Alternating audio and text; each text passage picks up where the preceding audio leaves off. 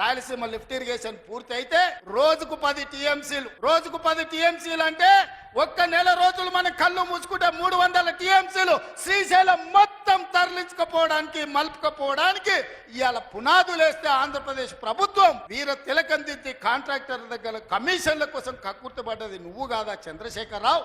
ఆనాడు సాగునీటి పారుదల శాఖ మంత్రి హరీష్ రావు కాదా అని నేను అడుగుతున్నా. 5 ఏళ్లు హరీష్ రావు సాగునీటి పారుదల శాఖ మంత్రి, 5 ఏళ్లు చంద్రశేఖరరావు గారు సాగునీటి పారుదల శాఖ మంత్రి. మరి నేను ఇవాళ అడుగుతున్నా, పాలమూరు అక్కనే ఉంది, కల్వకుర్తి అక్కనే ఉంది, భీమా ఎండిపోయింది, కోయిల్ సాగర్ ఆరిపోయింది, ఈ రోజు ఆర్డీఎస్ అట్లనే ఉండిపోయింది. మా ప్రాజెక్టులు ఎందుకు పూర్తి చేయలే? మా పాలమూరు కష్టాలు ఎందుకు తీరవలేదని నేను అడుగుతున్నా. ఈ నీళ్లు మాకు నాగరికతను ఎందుకు తేలే? ఈ నీళ్లు మాకు పసిడి పంటలు ఎందుకు తీయలే? ఈ నీళ్లు మాకెందుకు కన్నీళ్లు మిగిలిచ్చినాయని నేను అడుగుతున్నా. ఈ నీళ్లు మా భూములు ఎడారుగా మారడానికి, ఈ నీళ్లు మా ప్రజలు వేలాదిగా వలసలు పోవడానికే పనికొచ్చినాయి తప్ప మా జీవితాలలో వెలుగులు వచ్చినాయని నేను అడుగుతున్నా.